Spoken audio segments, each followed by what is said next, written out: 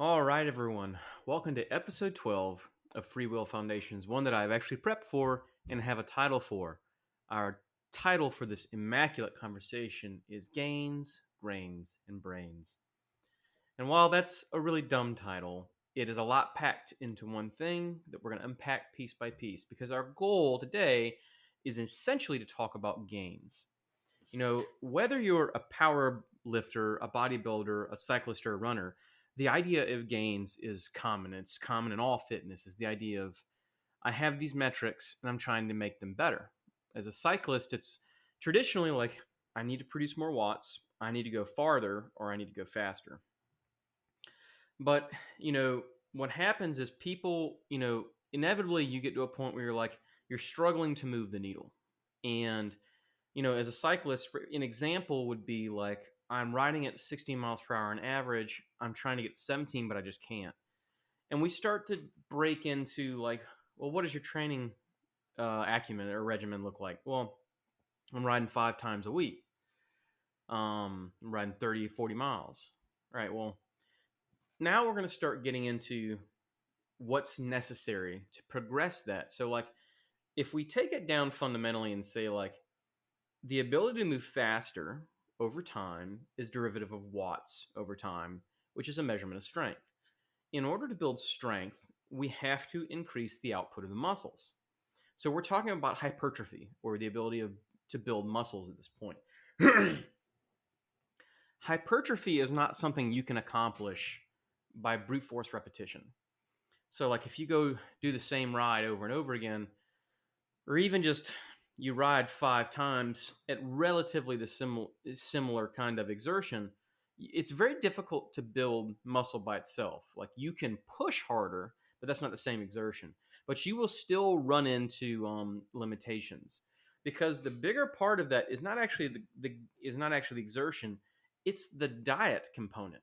And now we're getting into the grains of the title.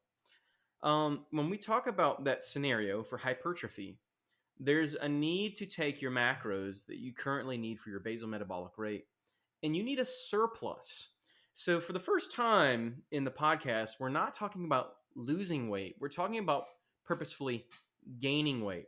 And this can be done to lose weight. And that's what we call the weightlifter's paradox, which I'll get into in a little bit. But we need to have protein in the diet to support muscle growth. But beyond that, you have to have a plan that is intelligently laid out. And that's the brains of the discussions, being able to say, here is what my workouts are, here is my recovery. Because the other part of hypertrophy, or at least being able to get those increases, is if you don't give the muscles time to recover, you can't get the benefit. You're just stressing the muscles without any of the real benefit from it. So the top level, that's what we're going to be talking about today. But I want to talk about it in basically 3, potentially 4 different contexts. These are modes of training. These to me occur in a cycle. You have maintenance training, increase or hypertrophy training, endurance training, and offloading is kind of a weird 4th category. Offloading, unless you're doing races like competitions or out of the normal length endurance events, we would not offload. We'll discuss that at the end. Now, maintenance is where we'll start because we'll assume in the training cycle this is where we currently are. Now, we're going to start with our maintenance calories for our current body weight and everything, and their macros as they are. And in order to move any further, we first need to discuss what maintenance calories and macros are. This is something you don't hear much about in the cycling or the aerobic world, but you do in the anaerobic, like as a bodybuilder. This is all common for me because in high school I was a power lifter. Like, I had a scholarship to lift heavy weights. But maintenance calories is built around, it's a calculation based on your height and weight. And it's basically a rough estimation of like, this is how many calories your body needs to exist. And you can think of that as if I sat still for 24 hours, this is how many calories I would burn. And the reason that's important is because that lets you know where your baseline is for surplus or a deficit. If you want to lose raw body weight, you would go for a deficit. If you want to add muscle mass, you would add a surplus to go above. Um, Macros is what we talk about macronutrients. You have proteins, carbohydrates, fat. Carbohydrates and protein are 4 calories per gram. Fats are 9. They're more dense. Um, these become more important as we get into the different training modes. Traditionally, as we move into endurance um, over hypertrophy for muscle gain, we'll start to mix so that we have not so heavy on one side for protein, but a higher content of carbohydrates to fuel the endurance workouts. But we still need protein to deal with the fact that we're striding slow twitch muscles now. But roughly, maintenance calories is the number of calories you need to live at your current body weight and height. Macros is the breakup of your diet into sections by type of food. Carbohydrate, protein, lipid. Lipid's the term.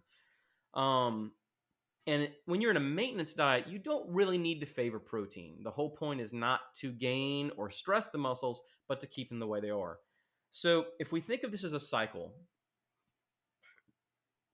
let's say you just got off a huge event, like you just finished a huge criterium, right? You're in maintenance mode. You're going to take a week or two of just trying to recover from that extreme above normal exertion where you're just trying to maintain known levels of physicality. So, diet for here we've talked about, and exercise, we're talking about limited output, like a 1 hour ride at tempo. You don't want to push into thresholds. So I'm talking about like low end, not near the FTP, that you're starting to get to time trial rates at that point. You want to keep this above active recovery, a little bit below. So there's like where normally in FTP, we target the top end of tempo into threshold. Here, you'd want to think that you want to target the lower end, right where endurance hits tempo. For me, that's like a 1 hour ride, a 10K run at tempo if you're a runner. Or if you're going to do weights, the important thing here is to do at 75% capacity, and you don't want to get close to 10 reps. When you get close to 10 reps, you're getting into endurance. You want to keep the weights low. It's just to keep the blood flowing and the strands activated. Now, after that, you may realize, I didn't perform that well, or I could do better. So I'm going to start working on increasing my output. So we're getting into hypertrophy plus some other things. So, as a cyclist, this is where the brains come in, because our normal measurements are like I said before, watts, miles, or speed. How fast can I go? But the problem is each one of these by themselves it's a silo, and they all correlate. Speed doesn't matter because speed's very relative in the sense that I can go 21 miles per hour at a much harder physical exertion requirement than someone who's lighter than me, because we're getting into the concept that wattage output combined with body weight generates speed. And this is why in the cycling industry, we start to see, especially when you get into indoor training, you see it a lot more with Zwift and training scenarios like Training Peaks and all that. We'll get into this measurement of watts per kilogram. It's the idea of how much energy throughput can you produce per kilogram of body weight, because that's a more weighted, pun intended, average of what your maximum kilojoule output can be for your body weight. So me, I'm like a 2.5, 2.6. But the big difference is my body weight is significantly higher than most people I ride against. And what that does is that puts me, when I'm riding at pace, I'm well above FTP in the threshold. I ride very anaerobically, which is why I'm built like a stack cyclist or like a track cyclist. I've got 30-inch, quadriceps. Not 30-inch, that'd be huge, 30 centimeters. So when we start looking at that, there's two directions you can go. You can increase your wattage, which is pure strength training, or you can lose weight, or you can do the intelligent thing and do both at the same time. So what we're going to talk about in the increase phase is essentially increasing muscle mass, not for the strength, not just like a power builder, not purely for the benefit of adding muscle mass, but to increase the basal metabolic rate. So when we talk about body composition, you know, your 30% body fat, whatever. That weight adds nothing. It doesn't cost anything to exist because it's the body's storehouse for calories.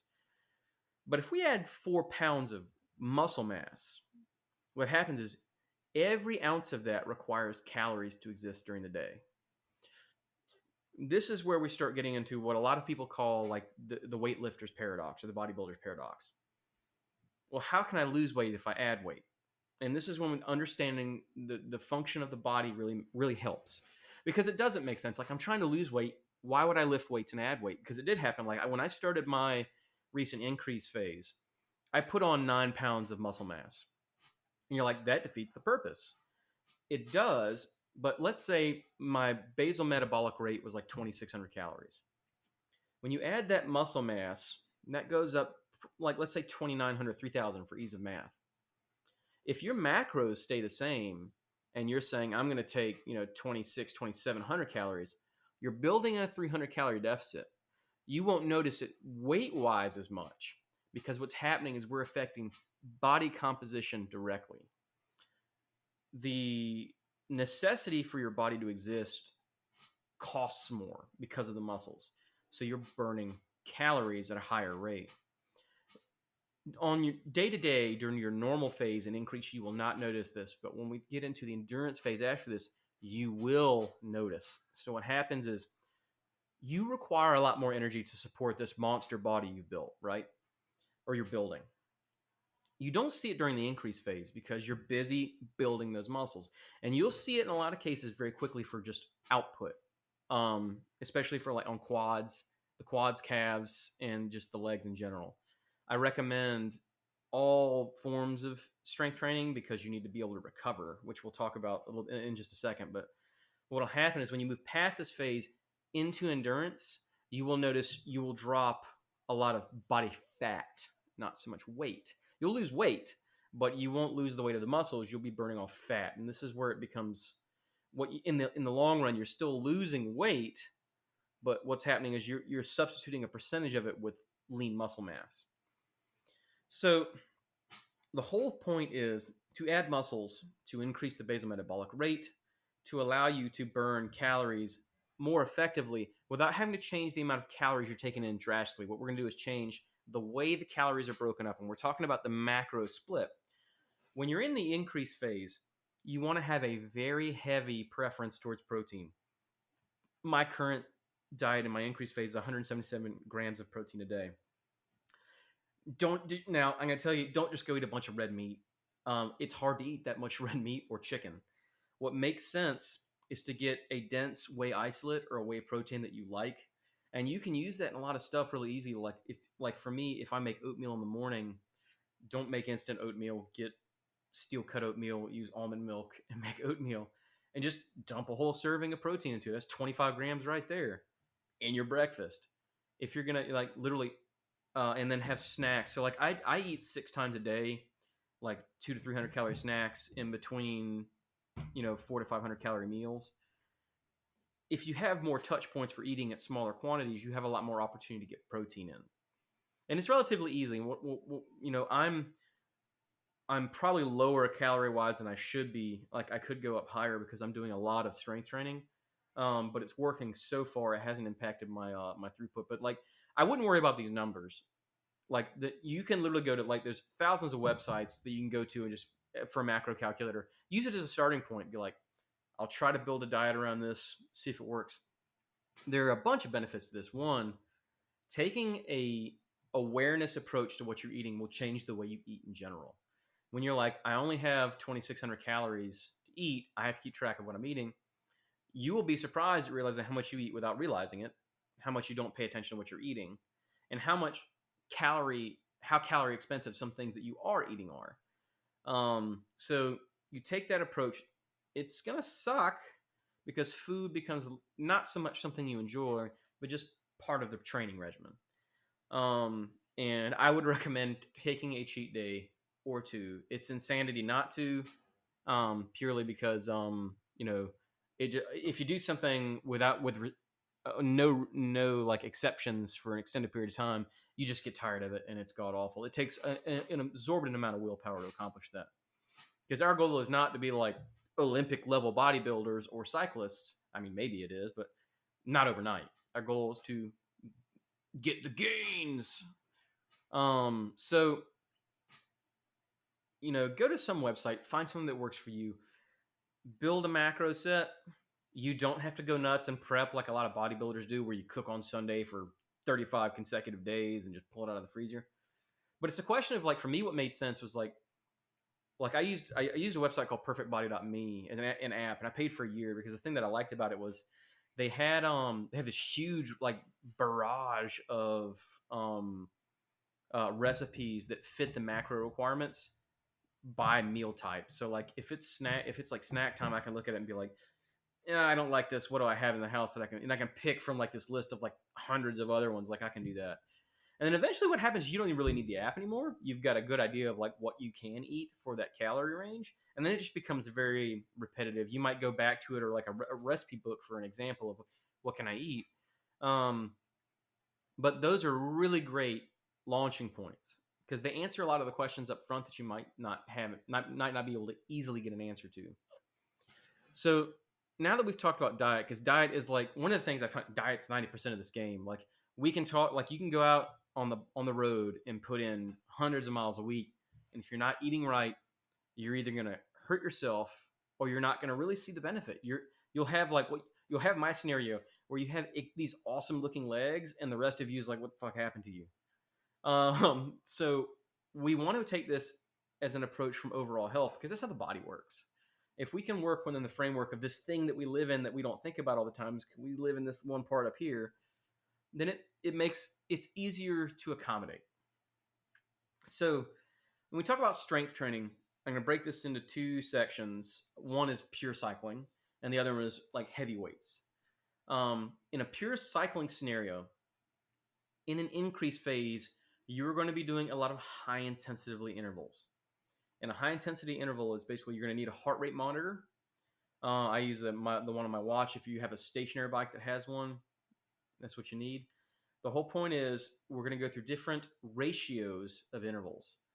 Now, if you're starting and you've never done high intensity intervals, I want you to start with a 1 to 4. That literally means for every minute of high intensity interval work you're doing, you will do 4 at rest. Our goal is to get to 1 to 1 or like 4 to 1. That would be amazing. Like every 4 minutes you spend in high intensity interval, I would recommend that you spend 1 minute of rest. We're basically going to be moving this from one side of the continuum to the other. In high intensity interval, your goal is to get to threshold. So like it's like the red zone on your heart rate monitor where it's like, slow the fuck down. Your goal is to get there and maintain that pace for the period of your interval. Now, this is an imperfect science because like if you have a minute, you're probably going to spend, if you're coming off a rest, most of that minute getting the heart rate up to threshold. And that's fine. The goal is to get the threshold and maintain it. Eventually what will happen is we'll move to like 2-minute intervals. This is pure strength training, like where it's like 1 minute is kind of building the systems. 2 minute is you're having to endure it. You're going to start feeling the strain, the muscle burn, and then you take a minute. The reason we start shortening the recovery time is because that's basically it's the ability to recover from strain on the muscle. That's the thing we see on the real world. Like when you get into a climb, how quickly can you recover from getting to the top of that and getting back to your endurance pace? But start with a 1 to 4. Give yourself time to let your systems accommodate. So I'm going to do a 1 minute sprint and then give myself 4 minutes.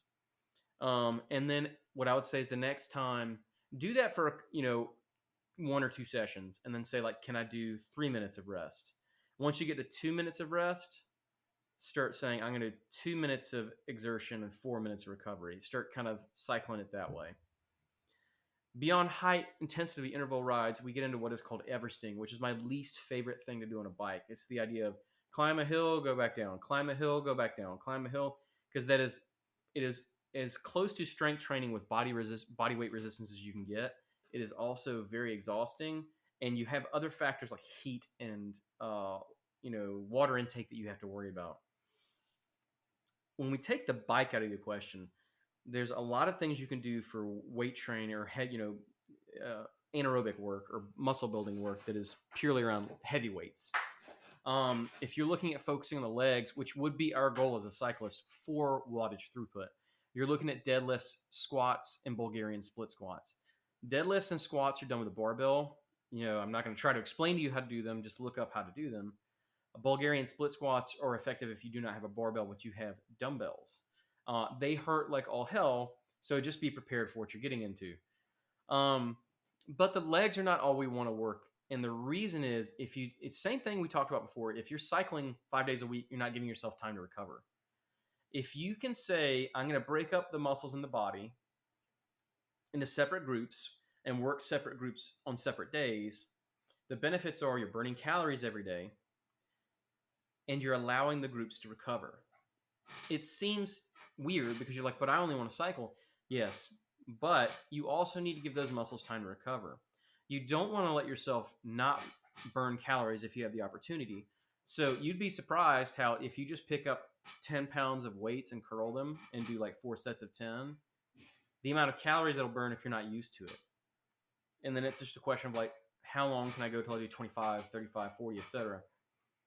But the whole goal is to do the work, let that muscle group recover. The other thing I can recommend is if you like cycling, cycle as an aerobic activity. If you like running, run as an anaerobic activity. I will, however, recommend for the purpose of general health. Like if you're a cyclist, when you want to do aerobic work after a muscle growth workout, do the opposite. So like if you're a cyclist, run. If you're a runner, bike. The reason is they're different muscle groups in general. So like your natural tendency is going to be to focus very heavily on the things that affect you. So like as a cyclist, the quadriceps and the calves, right? But they engage very differently on the bike versus when you're running. So if you do the opposite, one, it allows you to train the muscles differently and potentially hit muscles at offsetting times so that you're not overstraining them.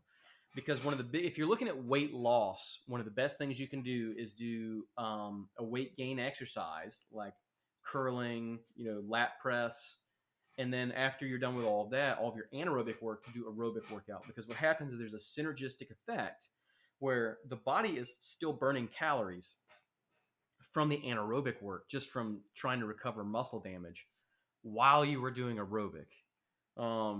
So that is the most scientifically effective way of losing weight.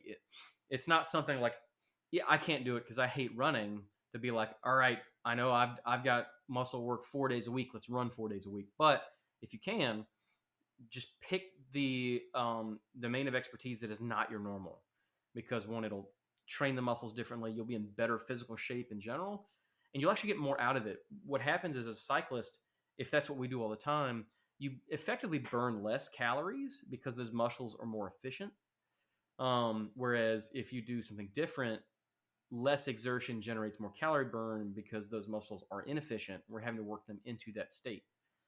So the legs are one thing, but then we want to talk about other major regions. So like we'll talk about, like for me, I do legs, back, arm, and then I just kind of cycle between them.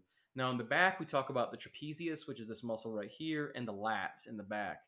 And for those, we'll have like lat pull downs, forward and reverse, barbell rows. That's if you have a barbell, you do a deadlift and you row it back because you're engaging the traps and the lats to do that pull operation. You do the same thing with dumbbells to some degree.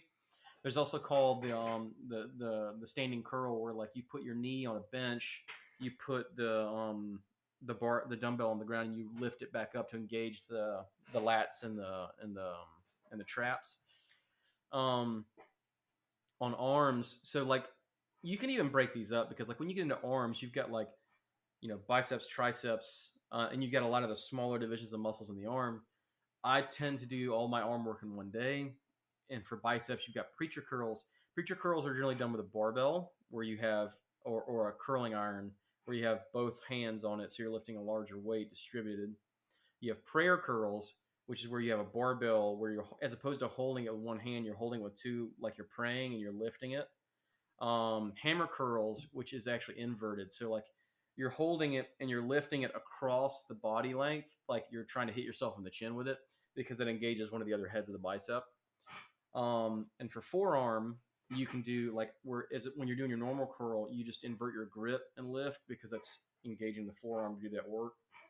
And you can also do an inverted grip suspension where you take that same grip like you're doing the curl when you reach the apex and you just hold it there. That's because it's going to engage that muscle and keep it there. That's going to hurt like all hell. Don't go nuts about weight. You don't know what your weight limits are yet, so I'd say like pick an easy weight. Pick a weight. If you can do 15 reps, it's too light.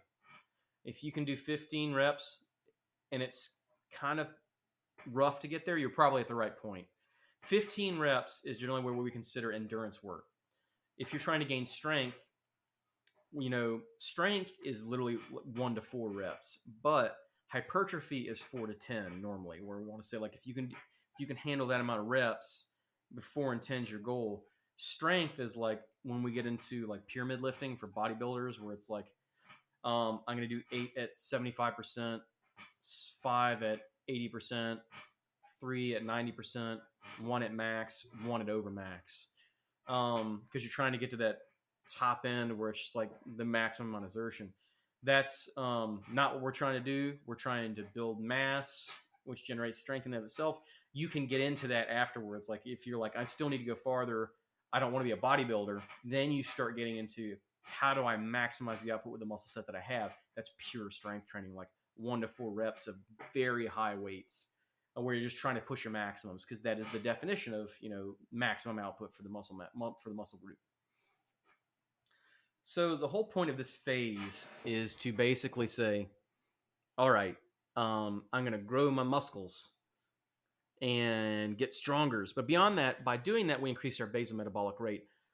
Over time, we will essentially lose weight, because what's going to happen is, as we move into what's in the next phase, which is the endurance phase, we'll start to see the effects of that increase to the basal metabolic rate. So after your increased phase, we go into endurance, which is like the goal. Basically, when you hit your target, you're like, I can hit, a sprint of like 470 watts, or, I can go 21 miles per hour on a flat. Now, your goal is to change the mode of stressing those muscles to not just being able to do it, but being able to extend the time frame in which we can accomplish that. So like, I can do it for 2 minutes. I can do it for 3 minutes. I can do it for 4. And generally what we're going to do here is the diet is not going to be super different. Like what I would say is we're going to cut our calorie surplus a little bit. So like if we had a 500 calorie surplus in the increase phase, I would say let's cut it down to 250 and let's level out the carbohydrate versus protein mix. You still want protein, because what we're going to be doing is striating slow twitch versus fast twitch muscles. So, the way we're hammering the muscles is different, so there will still need to be recovery, but we're not trying to grow the muscles. We just need to have the protein to make sure the recovery can happen. But we also need the carbohydrates, because we're moving our frame of action over time. So like we're going to start getting into longer periods of rides at differing kind of phases of exertion. So when we start talking about exercise, I generally break this up into 3 different rides. There is a 40K ride at FTP, and this is going to suck every time, but this is literally a time trial pace where you're riding 40 kilometers at the gap between tempo and threshold. This is like, if you've ever done a time trial, this is the way it's done. A 60K ride, or, a 70K ride, somewhere in there, at tempo. Now, what we're doing is we're extending the time frame and we're lowering the heart rate strain, right? And then eventually a 100K ride at endurance. So this is slightly above active recovery. You will feel the desire to hammer it, and that's fine. That's natural. But, you got to remember, distances you can't run. Like if your time trial pace is 22, there's no way in hell you're going to run 22 miles for 62. You'll burn yourself out and you'll injure yourself. It's about coming to terms with where your strain fits in those zones. Because what's going to happen is here, the 40K ride is basically going to be the one that stresses the muscles the way we want. We're keeping the pace as hard as we can over 22 miles. It's a short period. Most people will be able to accomplish that in an hour, an hour and a half, 2 hours, doesn't matter. It's not a lot of time.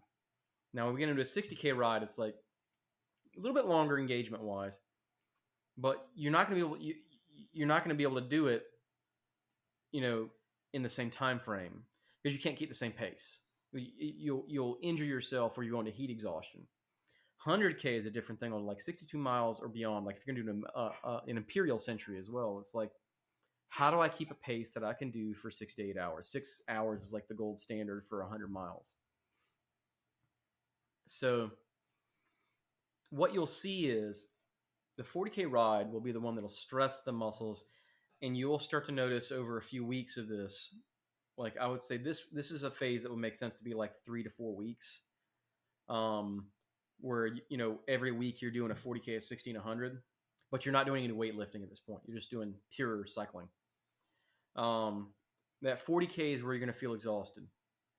Your 60K will feel relieved because you're not pushing as hard, but you're still engaging the muscles. And the benefit is the 60 and the 100K are going to burn a shit ton of calories. And the thing that you're going to notice is because your basal metabolic rate is a lot higher because of all the muscle you've added, you're going to lose a lot of weight. And then there's a cycle to all of this. So like, let's say after your endurance is done, the fourth potential phase is something called offloading. So like if you've got a big race, so like I've got a double century coming up in September, we're going to be doing 100 on Saturday, 100 on Sunday. I would recommend offloading for that. And what that means is for like the week prior to your event, don't do any cycling, don't do any weightlifting, walk maybe, but like you don't want to engage. You don't want to risk injury, and you want to make sure that you've recovered as much as you can. You don't have to. A lot of people don't like offloading. It is a huge difference maker for me. But then we get back to where we started. Like, let's say after your event, you're like, I need to get better. I didn't do as well as I wanted to, or I want to take, a world record. Doesn't matter what what's driving you to do it. But, you go through and you're like, I need to make a change. You would go through this cycle all over again. We go into your maintenance phase. You're going to spend maybe 1 or 2 weeks of trying to establish where you are. I would say you're probably 1 to 2 months of increase of just in the reason I say 2 months is the first time you do it is going to be the hardest, especially if you're doing weightlifting work you're not used to because it's going to involve scheduling if you don't have equipment. But it gives you the most time to build the most muscle mass or increase that muscle mass output. Then you would spend probably a month in the endurance phase, extending the time frame at which you can accomplish that. And this will be cyclical. But the goal is to remember that, the body is not just the legs. And if we think the body is just the legs, we're never going to make the legs faster. People have, I've seen people talk like, well, like it's like a car. You can put the biggest engine in the car, but if the tires, the frame, the axle, the rest of the drivetrain aren't built to accommodate it, you're just going to break it, or you're not going to be able to go as fast as it could. And it's taking the same mindset with the human body, is that the engine I choose is the legs, but if the rest of me isn't in as good a shape, the legs are basically having to deal with the baggage from the rest of the body. So the benefit to this approach is saying, I'm going to deal with that baggage. I'm going to start carving that weight out and getting overall healthier. And what you'll notice is over time, your watts per kilogram measurement will go up because your strength output's getting higher and your weight's getting lower. You're actually like diverging at zero, which is the goal. Like my goal right now is I'm trying to lose 40 pounds because at 220 pounds, my watts per kilogram is like 2.5, 2.8, which is good. But if I was 40 pounds lighter, it would be a lot higher. So I'm going into the process now of having to go back to a lot of my bodybuilder roots conservatively, because like my natural tendency is like, let's get ripped. But it's like, no, I've got to gain some muscle mass, not exceptional. It's about sustainability. And then segueing into long endurance rides. So that's what I wanted to talk about today, was purely like how I have seen this break out, like trying to remind people like you can't just do an aerobic exercise and just lose all your weight, because I've seen a lot of people do that where they're like, I started running and I started cycling and then I just couldn't lose any more weight. And it's what happens is your muscles become very efficient. You're probably not changing your diet, and at this point your basal metabolic rate has dropped substantially because you lost all that weight. Um, because like even the fat itself doesn't cost a lot. The veins and the ancillary systems that have to feed it do, but they cost less than what it takes to fuel muscle. So like as you lose weight, your basal metabolic rate will drop somewhat, and you'll hit a. That's when people talk about plateauing. That's normally what happens. You hit a point where you're like, it doesn't feel like how much work I'm doing matters. And it's like it's because of how you're working, and you're probably not addressing diet. If we take those three things together, it is very easy to build a plan. Now, sticking to the plan is very different. Humans make that hard. But if you can stick to it, even if not perfectly, any gain is a gain. So, like, even if you're like, fuck it, I just don't feel it today, I'm not working out, as long as that's not 7 days a week, it's fine. If you're like, I really need a cheeseburger today, that's fine. But what'll happen is if you're like me, you'll look at that cheeseburger and be like, God, that's so many fucking calories. I don't want to have to write off. And it's just like, it's not worth it. So if we are smart about how we want to approach getting better, and we adjust not only our workout plan but the diet, we can get the gains we want. But you have to consider everything as a holistic piece. Um, so keep at it. Do not get discouraged. Stay in the saddle, but try to do some work outside of the saddle too. Find some workouts you like that are aerobic, not anaerobic, and try to do those. And take the same approach you do at cycling. Can I get better a little at every time? It doesn't have to be this complicated system like I laid out. Some people are it just becomes nature. It's very easier for them to feel it. It just becomes part of their normal regimen. For me, it made sense more to like understand mathematically the impact of training different muscle groups, increasing the basal metabolic rate, and then burning fat off. To give you an example of the difference, like I had an endurance ride on Saturday over which I lost 7.5 pounds. Now, like 4 of that was pure fluid, just from it being hot as Hades in the south. But I'm still 3 pounds down, because if you think about it, when you burn 1,800, 2,000 calories, it's a lot different when you do that and your basal metabolic rate is 2,900 versus 2,200.